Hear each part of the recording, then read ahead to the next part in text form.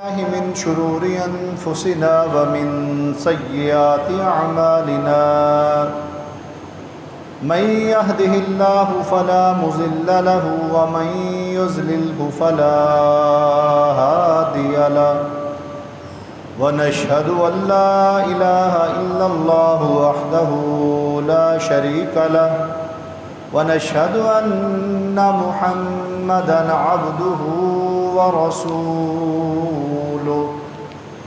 أما بعد فإن خير الحديث كتاب الله وخير الهدي هدي محمد صلى الله عليه وسلم وشر الأمور محدثاتها وكل محدثة بدعة وكل بدعة ضلالة وكل ضلالة في النار يا أيها الذين آمنوا اتقوا الله حق تقاته ولا تموتن إلا وأنتم مسلمون يا أيها الذين آمنوا اتقوا الله وقولوا قولا سديدا يصلح لكم أعمالكم ويغفر لكم ذنوبكم ومن يطع الله ورسوله فقد فاز فوزا عظيما يا أيها الناس اتقوا ربكم الذي خلقكم من نفس واحدة وخلق منها زوجها وبث منهما رجالا كثيرا ونساء واتقوا الله الذي تساءلون به والأرحام إن الله كان عليكم رقيبا اللهم صل على محمد وعلى آل محمد كما صليت على إبراهيم وعلى آل إبراهيم إنك حميد مجيد اللهم بارك على محمد وعلى آل محمد كما باركت على إبراهيم وعلى آل إبراهيم إنك حميد مجيد۔ تمام قسم کی حمد و ثنا، بزرگی، بڑائی، کبریائی اللہ سبحانہ و تعالیٰ کے لیے، بے شمار انگنت درود و سلام امام الانبیاء خاتم النبیین سید المرسلین امام المجاہدین جناب محمد الرسول اللہ صلی اللہ علیہ وسلم کی ذات اقدس پر نہایت قابل احترام محترم عزیز بھائیوں، دوستوں، بزرگوں، اللہ احکم الحاکمین اپنی کتاب حکیم کے اندر ارشاد فرماتے ہیں ان عدت الشہور عند اللہ 12 شہرا، کہ مہینوں کی تعداد اللہ کے نزدیک کتاب اللہ میں 12 ہے۔ یوم خلق السماوات والارض، اسی دن سے جب سے اللہ نے آسمان اور زمین کو پیدا کیا، منہا 4 حرم، ان میں سے 4 مہینے احترام والے ہیں۔ ذالک الدین القیم، یہی سیدھا اور درست دین ہے۔ فلا تظلموا فیہن انفسکم، تم ان مہینوں میں اپنی جانوں پر ظلم نہ کرو۔ اس مذکورہ بالا آیت کے اندر ہمیں یہ معلوم ہوا کہ اللہ کے نزدیک جو مہینے ہیں ان کی تعداد 12 ہے، جن میں سے 4 حرمت والے مہینے ہیں، عزت والے مہینے ہیں۔ اس بات کی وضاحت رسول مکرم صلی اللہ علیہ وآلہ وسلم نے اس طریقے سے فرمائی الزمان قدس تدارک ہیئت یوم خلق السماوات والارض، کہ زمانہ اسی رفتار پر آ گیا ہے جس پر اللہ تعالیٰ نے زمین اور آسمان کو تخلیق کیا تھا۔ السنۃ 12 شہرا، کہ سال 12 مہینوں کا ہے۔ منہا 4 حرم، ان 12 مہینوں میں سے 4 حرمت والے یعنی عزت والے مہینے ہیں، ثلاثۃ متوالیات، 3 مسلسل ہیں، ذوالقعدہ، ذوالحج اور محرم، یہ 3 جڑے ہوئے مہینے ہیں۔ ورجب و مضر، اور مضر قبیلے کا رجب، الذی بین جمادی و شعبان، جو جمادی اور شعبان کے درمیان میں آتا ہے، رجب کا مہینہ، وہ بھی حرمت والا مہینہ ہے۔ حرمت والے مہینے کا مطلب کیا ہے کہ اللہ تعالیٰ نے باقی تمام مہینوں کی نسبت ان 4 مہینوں کو عزت و احترام کے حوالے سے زیادہ اہم قرار دیا ہے کہ ان مہینوں کے اندر جگ و جدل نہ کیا جائے، لڑائی جھگڑے سے بچیں، برداشت، صبر، اور جس حد تک ہو سکے اللہ تعالیٰ کی عبادت، ذکر و فکر میں ان مہینوں کو گزارنے کی کوشش کرنی چاہیے۔ قدیم زمانے میں عرب میں جو طاقتور قبیلے ہوتے تھے وہ کمزور قبیلوں پر ظلم و ستم کیا کرتے تھے، لیکن وہ ان مہینوں کے احترام میں ان مہینوں کے اندر رک جایا کرتے تھے کہ محرم ہے، سفر ہے، ذوالقعدہ ہے، رجب ہے، ان مہینوں میں ہم نے کسی کمزور پر ظلم نہیں کرنا۔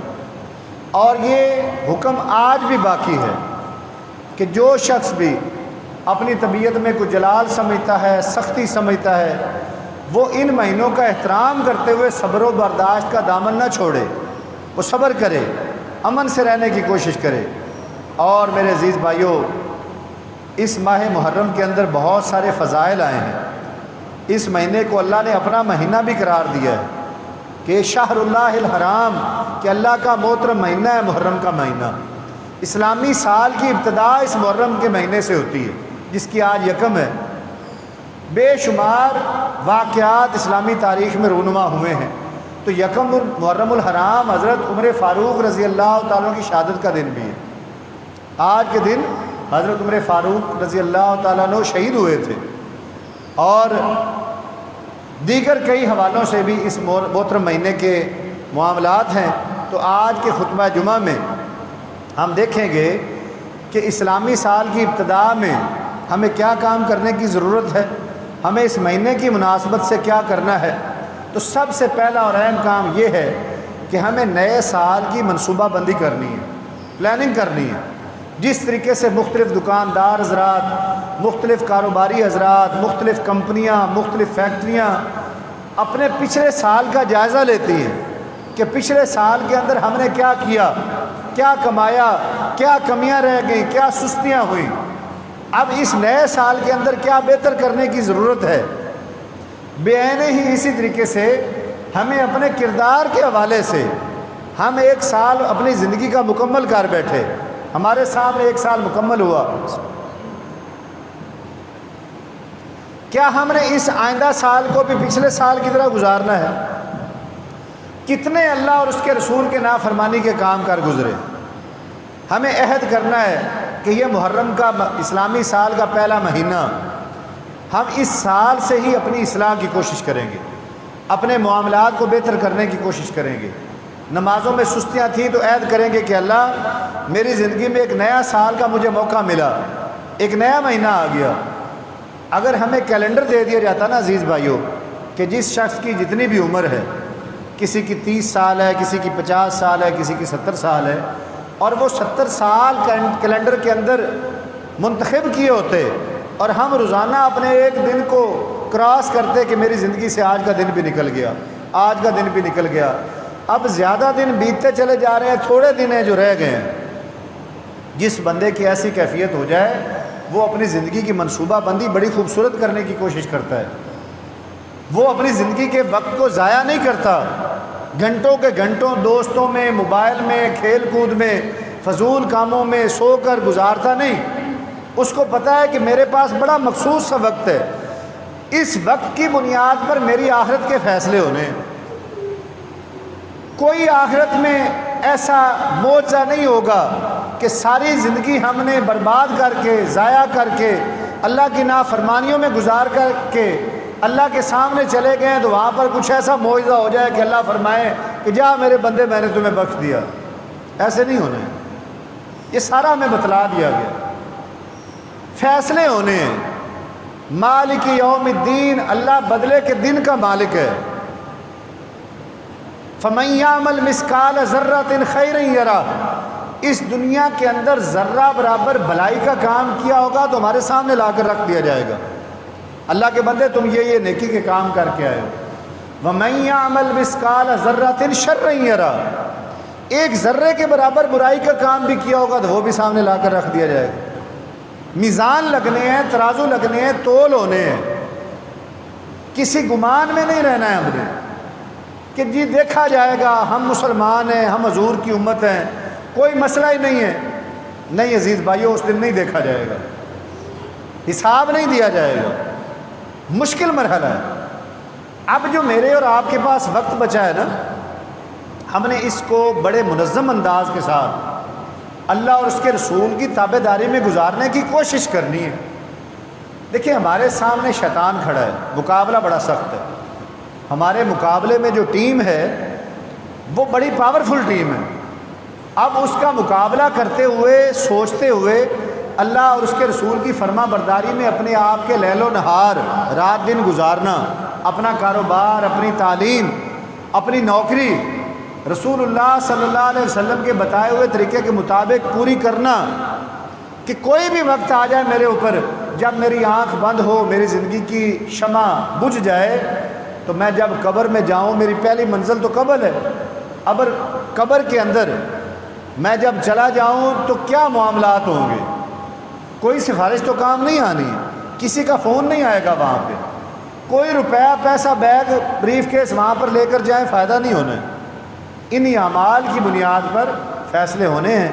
تو میرے عزیز بھائیوں، محرم کا مہینہ ہمیں یہ سبق دیتا ہے کہ اپنے نئے سال کو پلان کریں، پہلے سال کی، پھر مہینوں کی، پھر ہفتوں کی، پھر دن کی، پھر لمحات کی پلاننگ ہو۔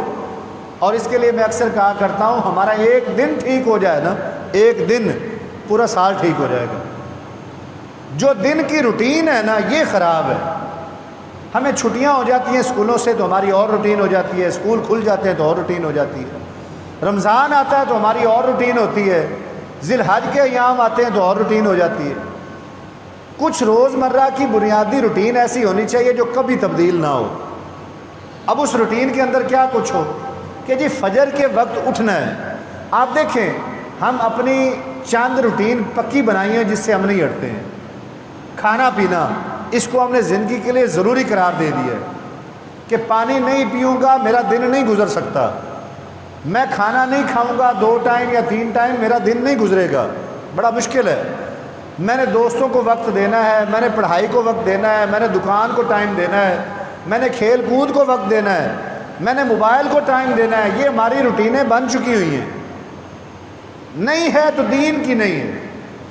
اب اس دینی روٹین کے اندر ہمیں اپنا پروگرام یہ بنانا ہے کہ اپنی فجر کی نماز کو اپنی زندگی کا مستقل حصہ بنانا ہے، یہ کبھی کبھار نہ ہو۔ ایسے نہیں ہے کہ رمضان آیا، سحری کی، فجر پڑھ لی اس بہانے سے، یا کوئی مہمان آ گئے گھر میں یا کسی دوست کے ساتھ تھا تو پڑھ لی۔ میرے عزیز بھائیوں، یہ تو ایسا قرض ہے جو مجھے اپنا ادا کرنا ہے، آپ کو اپنا ادا کرنا ہے۔ میری فجر کی نمازوں کا آپ حساب کتاب نہیں دو گے، اور آپ کی فجر کی نمازوں کے بارے میں نہ مجھے پوچھا جائے گا، نہ آپ کے ماں باپ کو، نہ بہن بھائیوں کو، آپ کو ہی پوچھا جائے گا کہ ایک نماز فرض کی تھی، وہ بھی تم نے نیند میں گزار دی اس وجہ سے کہ رات کو دیر سے سوتے تھے۔ ہماری زندگیوں کی روٹین خراب یہ بھی ہو گئی نا۔ اب دیکھیں بازار 10 بجے کھلتے ہیں، 11 بجے کھلتے ہیں، کیونکہ رات کو دیر تک کھلنے ہوتے ہیں۔ فجر پڑھیں نا، تلاوت کریں، اذکار کریں، بعد میں آ کر دکانیں کھل جائیں۔ لوگ اٹھیں، روٹین میں اپنے کاروبار میں جائیں، سارا دن کام کریں۔ جیسے ہی شام، پرندوں سے بھی ہم نہیں سیکھتے ہیں، پرندوں کی زندگی کا مطالعہ کریں کبھی، اللہ کی مخلوق ہے۔ فجر کے وقت درختوں کے اوپر چہچہانا شروع کر دیں، وہ اللہ کی تسبیح بیان کرتے ہیں۔ سبح للہ ما فی السماوات والارض، زمین اور آسمان میں جو کچھ بھی اللہ کہتے ہیں وہ اللہ کی تسبیح بیان کرتا ہے۔ کبھی بھی یہ نہیں ہوا کہ کوئی گھنا درخت ہو اور اس کے اوپر پرندے بیٹھے اور اس میں سے ان کی فجر کے وقت چہچہاہٹ کی آواز نہ آتی ہو، ایسا ممکن ہی نہیں ہے۔ انہوں نے اپنی زندگی کی روٹین سیٹ کی ہوئی۔ یہی پرندے عصر کے بعد واپس اپنے گھونسلوں میں لوٹنا شروع کر دیتے ہیں۔ حالانکہ عقل و شعور والا تو انسان ہے نا، ان کو پتہ ہے کہ سارا دن دانہ دن کا چگنا ہے، پروازیں کرنی ہے، شام کو اپنے بچوں کے لیے جو رزق ملنا ہے، شام کو عصر کے بعد وہ پرندے اڑ اڑ کر غول اور جھنڈ کی شکل میں اپنے درختوں پر آنا شروع کر دیتے ہیں، اور شام کو پھر ان کا ایک شور ہوتا ہے، اور اس کے بعد ایک خاموشی طاری ہو جاتی ہے۔ ہمیں بھی شام کے وقت اپنے گھروں میں لوٹ آنا چاہیے، اپنے بیوی بچوں کو وقت دینا ہے۔ رسول اللہ صلی اللہ علیہ وآلہ وسلم نے فرمایا کہ جب سورج غروب ہو جاتا ہے نا، شام ہو جاتی ہے، تو گھروں کے دروازے بند کر لیا کرو۔ سرکش شیاطین مغرب کے بعد چھوڑے جاتے ہیں، بڑے بڑے تگڑے شیاطین مغرب کے بعد چھوٹتے ہیں۔ اپنے بچوں کی حفاظت کرو، مغرب کے بعد بچوں کو گھر سے باہر نہ نکلنے دیا کرو۔ یہ جتنے بھی زیادہ تر قباحتیں ہوئی ہیں نا، یہ رات کے اندھیرے میں ہوتی ہیں۔ تو اس لیے میرے عزیز بھائیوں، ہمیں اپنے دن کی روٹین فجر سے بنانی ہے، نماز فجر ادا ہو۔ دیکھیں آج کل چھٹیاں ہیں، بعض لوگ یہ روٹین بنا کر بیٹھے ہوئے کہ ساری رات جاگتے ہیں، ساری رات جاگتے ہیں۔ کوئی تاش کھیل رہا ہے، کوئی فلڈ لائٹ کرکٹ کھیل رہا ہے، کوئی ویسے ہی باتوں میں ہے کہ جی صبح میں نے کون سا اسکول کالج یا یونیورسٹی جانا ہے، جن کا تعلیم و تعلم سے تعلق۔ اب وہ سارا دن سوتے ہیں۔ جب اللہ کے نظام کو الٹ پلٹ کیا جائے گا، طبیعت پر بھی اثرات اس کے پڑتے ہیں، میڈیکلی بھی اس کی اثرات ہیں۔ رات کو دیر سے کھانا، دیر سے سونا شوگر کا باعث بن رہا ہے، میڈیکل ریسرچ اس پر آ چکی۔ تو جو لوگ عشاء کی نماز پڑھ کر، دیکھیں نا پیارے نبی علیہ الصلوۃ والسلام کا یہ بھی فرمان ہے کہ عشاء کے بعد فضول باتیں مت کریں۔ اگر کوئی بہت ضروری کام ہے، کوئی مہمان آ چکے ہیں، کوئی ایسی مجلس ہے جس کے بغیر گزارا نہیں ہے، تو ٹھیک ہے اس میں بیٹھ جائیں، ورنہ عشاء پڑھ کر سونے والے لوگ فجر کے وقت فریش اٹھتے ہیں۔ یہ کبھی نہیں ہوتا کہ ان کو اٹھایا جائے تو وہ کہے مجھے نیند نہیں پوری ہو رہی، مجھے مت اٹھائیں، سستی چڑھی کھڑی ہو، ایسے نہیں ہوتا، کیونکہ کھلا وقت ہوتا ہے۔ فجر پڑھی، تلاوت قرآن مجید، زندگی کا کوئی ایک دن ایسا نہ ہو جس دن تلاوت نہ کی جائے۔ جب اللہ کا کھاتے روزانہ ہے، اللہ کی نعمتوں کو روزانہ استعمال کرتے ہیں، تو اللہ کے پیغام کو روزانہ کیوں نہیں پڑھتے؟ کیا مشکل ہے اس کے اندر؟ اگر کسی نے قرآن حکیم کو پڑھا ہوا نہیں تو پڑھنا شروع کر دے۔ ہم ہر جمعے میں مختلف موضوعات پر تقریریں جاڑتے رہتے ہیں، تقریریں کرتے رہتے ہیں، آپ لوگ روٹین میں آ کر سنتے رہتے ہیں، لیکن ہماری زندگیوں میں فرق نہیں پڑ رہے۔ ہم اپنے آپ کو بدلنا ہی نہیں چاہتے۔ جیسے ہی جمعہ مکمل ہوگا، دکانداری، وہی گپ شپ، وہی کھیل کود، لاب و لاب، کوئی زندگی میں تبدیلی نہیں آتی، تو پھر اس روٹین کو کرنے کا کوئی فائدہ نہیں ہے۔ اللہ کو جمعے کی رکعات، یہ عادتیں پسند نہیں ہیں، ضرورت نہیں ہے اللہ کو۔ اللہ کی عبادت کرنے کے لیے تو فرشتے بے شمار ہیں، لا تعداد فرشتے ہیں جو اللہ کی تسبیح میں لگے ہوئے ہیں، ساری مخلوقات اللہ کی عبادت میں لگی ہوئی ہے۔ اب بندے نے صرف اپنے لیے کرنا ہے کہ میں اپنے رب کو کیسے راضی کر سکتا ہوں۔ تلاوت کی، صبح کے اذکار کریں۔ ہم کتنے تھریٹ ہیں ہمارے اوپر، کتنے خطرات منڈرا رہے ہوتے ہیں ہمارے اوپر، کتنی بے قاعدگیاں ہیں، کتنے ملکی حالات خراب ہیں۔ اگر صبح کے اذکار ہم روزانہ کریں تو اللہ ہماری حفاظت فرمائیں گے۔ مسنون اذکار وہ چھوٹے سے ملتے ہیں، ایک کارڈ ملتا ہے 10 15 20 روپے کا، 15 منٹ کا کام ہے۔ آرام سے بیٹھ کر اللہ کے لیے وقت نکال کر ان کو پڑھ کر اپنے اوپر دم کریں، سارا دن اللہ کی حفاظت میں رہیں گے۔ کتنی پیاری پیاری دعائیں ان کے اندر، بسم اللہ الذی لا یضر مع اسمہ شیء فی الارض ولا فی السماء وہو السمیع العلیم۔ موت کے علاوہ کوئی بھی چیز اس بندے کو نقصان نہیں پہنچا سکتی جو بندہ صبح اور شام یہ دعا پڑھ کر اپنے اوپر دم کرتا ہے۔ موت کے علاوہ کوئی بھی چیز نقصان نہیں پہنچا سکتی۔ اعوذ بکلمات اللہ التامات من شر ما خلق، جو بندہ یہ دعا صبح و شام پڑھتا رہے، کوئی بھی موذی چیز، اس کا زہر اس پر اثر نہیں کر سکے گا۔ کوئی بچھو ڈس لے، کوئی سانپ ڈس لے، جو مرضی ہو جائے، اثر نہیں ہوتا۔ آخری 3 صورتیں، سورۃ الاخلاص، قل اعوذ برب الفلق، قل اعوذ برب الناس، جو بندہ صبح و شام ان کا دم اپنے اوپر کرتا ہے، دنیا جہان کا بڑے سے بڑا جادوگر، ٹونا، جو مرضی کوئی کر لے، تعویذ ڈال لے، جو کچھ مرضی کر لے، اس بندے پر اثر نہیں ہوتا۔ جب ہم نے اپنے آپ کو شیطان کے حوالے کر رکھا ہے کہ لو بھائی، جو باتیں ہمارے پیارے پیغمبر نے ہمیں سکھائی تھی تم سے بچنے کے لیے، ہم تو اس کے نزدیک بھی نہیں جاتے۔ اب تم جانو اور تمہارا کام جانے، ہم تمہارے حوالے ہیں۔ ہم نے تو اپنے آپ کو اللہ کی پناہ میں دینا تھا نا۔ اعوذ باللہ من الشیطان الرجیم کا مطلب کیا تھا؟ اے اللہ، میں آپ کو آپ کی پناہ میں دیتا ہوں، اپنے آپ کو آپ کی پناہ میں دیتا ہوں شیطان مردود کے شر سے کہ اس کا شر میرے اوپر اثر نہ کر سکے۔ لیکن یہ ہم کب پڑھتے ہیں؟ جب نماز میں پڑھنا ہو یا جب تلاوت کرنی ہو۔ جب بندہ دونوں ہی کام نہیں کرتا تو سارا دن اللہ کی پناہ میں نہیں آتا۔ تو اس لیے میرے عزیز بھائیوں، صبح کو خوبصورت بنائیں، صبح کی سیر ہو، صبح کا سورج، صبح کی تازہ ہوا، یہ سارے کی ساری بد نظمیاں یہ دیر سے اٹھنے کی وجہ سے ہوئی پڑی۔ اب سارا دن اللہ نے آپ کو دے دیا کہ فجر سے لے کر ظہر تک دکانداری پہ چلے جاؤ، نوکری ہے تو وہ کرو، دوبارہ ظہر کی نماز پڑھیں، کھانا کھائیں، قیلولہ کریں، سنت ہے آرام کرنا، ظہر کے بعد لیٹنا آرام کرنا پیارے پیغمبر علیہ السلام کی سنت۔ پھر دوپہر کو سوئے، نیند پوری ہو جائے گی۔ اگر صبح جلدی جاگے ہوئے دوپہر کو سوئیں گے بندہ فریش ہو جاتا ہے۔ اب عصر سے پہلے اٹھیں، پھر عصر کی نماز ادا کی، عصر کے بعد اگر کوئی طالب علم ہے تو اپنا پڑھے، عصر کے بعد کھیلنا چاہتا ہے تو کھیلے، شام کا وقت ہے مغرب کی نماز ادا کریں، مغرب کے اذکار کریں شام کے دوبارہ، کیونکہ پھر ہمیں اپنے آپ کو اللہ کی پناہ میں دینا ہے۔ یہ مختصر سی فرضی عبادات ہیں، سارا دن ہمارا ہے۔ آپ ساری نمازوں کے اوقات کو نکالیں نا کہ 5 نمازوں کے جو اوقات ہیں کہ کتنا وقت لگے گا ہر نماز پر۔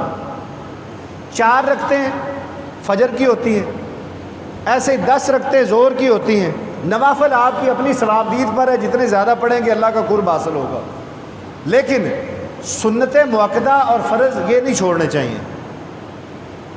ایسے مغرب ہے، عصر ہے، عشاء ہے، ان کے جو سنت مؤکدہ اور فرضی عبادات ہیں، وتر ہیں، ان پر زیادہ سے زیادہ کو خشوع خضوع سے پڑھے نا، وہ آدھے گھنٹے سے 45 منٹ لگتے ہیں۔ 17 رکعتیں بنتی ہیں فرضوں کی، اور ساتھ سنتے وغیرہ ملا لیں، نوافل ملائیں یا دیگر چیزیں ملائیں تو 1 گھنٹے سے اوپر کا ٹائم نہیں ہے۔ اب 1 گھنٹہ ہم نے اللہ احکم الحاکمین کو دینا ہے 24 گھنٹوں میں سے۔ اللہ کہتے ہیں 23 تمہارے، مجھے صرف 1 گھنٹہ دے دو، اور فائدہ بھی ہمارا اپنا ہے۔ اور میرے عزیز بھائیوں، اگر ہم اپنے پیارے اللہ کو 1 گھنٹہ بھی نہیں نہ دے سکتے روزانہ تو پھر اپنی بدبختی پر ماتم کرنا چاہیے۔ پھر کاروباروں میں برکتیں نہیں پڑیں گی، گھروں سے بیماریاں نہیں نکلیں گی۔ محرم کا مہینہ ہمیں یہ دعوت دے کر جا رہا ہے کہ اپنی اصلاح کی فکر کرو۔ 1 دن ٹھیک ہو گیا، 1 دن اخلاقیات برت لی، 1 دن ہم نے اپنے رب کو راضی کرنے والے کام کر لیے، 1 دن کے اندر ہمارے وہ تمام امور جو بحیثیت مسلمان ہمارے اوپر فرض کیے گئے ہیں یہ سر انجام دے دیے تو اگلا دن بھی ویسے گزرے گا، اس سے اگلا دن بھی ویسے گزرے گا، سالوں ٹھیک ہو جائیں گے۔ اللہ تعالیٰ سے دعا ہے کہ اللہ تعالیٰ مجھے آپ کو ہم سب کو نبی کریم کے نقش قدم پر چلنے کی توفیق عطا فرمائے۔ وآخر دعوانا ان الحمدللہ رب العالمین۔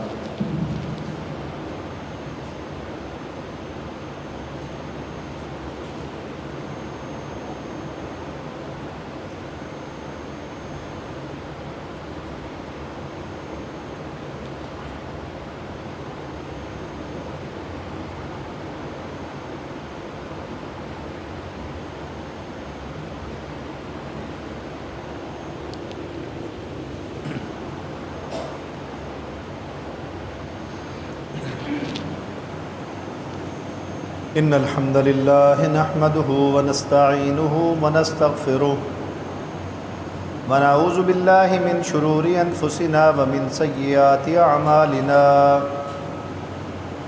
من يهده الله فلا مضل له ومن يضلل فلا هادي له ونشهد ان لا اله الا الله وحده لا شريك له ونشهد ان محمدا عبده ورسوله۔ عزیز بھائیو، محرم کے مہینے کے اندر کثرت سے روزے رکھنا پیارے پیغمبر علیہ السلام کی سنت ہے۔ سیدنا ابو ہریرہ رضی اللہ تعالیٰ عنہ سے روایت ہے کہ رسول اللہ صلی اللہ علیہ وسلم نے فرمایا، افضل الصیام، کہ افضل روزے بعد رمضان، رمضان کے بعد، رمضان کے مہینے کے بعد اگر کسی مہینے میں روزہ رکھنا افضل ہے تو وہ ہے شہر اللہ المحرم، محرم کے مہینے کے روزے رکھنا افضل ہے۔ تو اس میں کوشش کریں، گرمی کے دن ہیں، بڑے دن ہیں، لیکن اگر اللہ نے جوانی دی ہے، طاقت دی ہے تو ناممکن نہیں ہے روزہ رکھنا۔ پیر اور جمعہ رات کا روزہ رکھیں، ہر پیر اور جمعہ رات کا، اور چاند کی 13، 14 اور 15 تاریخ کا یہ سنت روزے ہیں۔ یہ ہر مہینے کے سنت روزے ہیں، ہر پیر اور ہر جمعرات، اور ہر چاند کی 13، 14 اور 15 ان کو ایام بیز کہا جاتا ہے۔ یہ رسول اللہ صلی اللہ علیہ وآلہ وسلم روزے رکھا کرتے تھے، صحابہ کرام کو بھی رکھوایا کرتے تھے۔ روزہ اللہ تعالیٰ کی بڑی محبوب عبادت ہے۔ جنت کے 8 دروازے ہیں، ان میں سے ایک دروازہ باب الریان ہے، جس میں سے صرف اور صرف روزہ دار داخل ہوں گے۔ جو کثرت سے روزے رکھنے والے لوگ ہیں ان کو پکارا جائے گا کہ اے روزے دارو تمہارا دروازہ یہ ہے، یہاں سے داخل ہو جاؤ۔ وہ کون ہوں گے؟ صرف رمضان کے فرضی روزے رکھنے والے نہیں، جو 7 مسنون روزے بھی رکھتے ہوتے ہیں، پیر کا رکھتے ہیں، جمعرات کا رکھتے ہیں، ان کو روزوں سے محبت ہے۔ اور حدیث مبارکہ میں آتا ہے کہ اللہ تعالیٰ خود فرماتے ہیں الصوم لی، کہ روزہ میرا ہے، وانا اجزا بہی، اور میں ہی اس کا اجر دوں گا۔ کیونکہ یہ خفیہ عبادت ہے، اس میں ریاکاری نہیں ہوتی۔ جس بندے نے روزے رکھا ہوا وہ پتہ تو لگتا نہیں کہ اس کا روزہ ہے کہ نہیں ہے، تو یہ خفیہ عبادت اللہ کو بڑی محبوب ہوتی ہے۔ اس لیے محرم کے مہینے میں کوشش کرنی ہے ہم نے روزہ رکھنے کی۔ ایسے ہی 10 محرم کا روزہ، یہ اگلے جمعہ میں بھی ہم انشاءاللہ بیان کریں گے۔ 10 محرم کے دن کا روزہ رکھنا بھی یہ عاشورہ کا روزہ کہلاتا ہے۔ یہ پیارے پیغمبر علیہ الصلوۃ والسلام کی سنت ہے۔ یہ کیوں رکھنا چاہیے اور اس کی کیا فضیلت ہے، اور کیا صرف 10 کا رکھنا ہے یا 9 اور 10 کا رکھنا ہے، یہ انشاءاللہ اگلے جمعہ کو بیان کریں گے بشرط زندگی۔ تو رکھنا چاہیے 10 محرم کا۔ اس دن اللہ تعالیٰ نے بنی اسرائیل کو، موسیٰ علیہ السلام کو فرعون سے نجات دی تھی، تو یہ شکرانے کا روزہ ہوتا ہے۔ تو انشاءاللہ یہ بھی ہمیں رکھنا ہے۔ جب اللہ سے نزدیک ہونے کے بہانے ہم ڈھونڈیں گے نا، حدیث قدسی ہے، بخاری شریف کی حدیث ہے کہ میرا بندہ میری طرف 1 قدم چل کر آتا ہے، میں اس کی طرف 10 قدم چل کر جاتا ہوں۔ میرا بندہ میری طرف تیز قدم چل کر آتا ہے، میں اس کی طرف بھاگ کر آتا ہوں۔ ہم اللہ سے قربت کی کوشش کریں گے، ہمارا رب تو اس انتظار میں ہے کہ میرے بندے میری طرف آئیں۔ ہم ہی ڈھیلے ہیں، ہم ہی سست ہیں، صرف اپنے اوپر یہ معیشت کو سوار کر لیا ہے، دکانداریوں کو، نوکریوں کو، کاروبار کو۔ یہ کرنا ضرور ہے، چھوڑ بھی نہیں دینا، لیکن اس کو اتنا سوار نہیں کرنا کہ اللہ سے ہمیں یہ دور لے جائے۔ جس رب کی خاطر ہم دکان بند کر کے یہاں پہ آئے بیٹھے ہیں نا، نوکری چھوڑ کے یہاں پہ آئے بیٹھے ہیں، یہ کیسے ہم تصور کر سکتے ہیں کہ وہ رب ہمارے رزق میں کمی کر دے گا نمازیں پڑھنے سے؟ برکت ہوگی انشاءاللہ۔ اللہ تعالیٰ سے دعا ہے کہ اللہ تعالیٰ ہم سب کے معاملات میں آسانیاں پیدا فرمائے۔ سبحان ربک رب العزت عما یصفون وسلام علی المرسلین والحمد للہ رب العالمین۔ صفحے درست کر لیں گے۔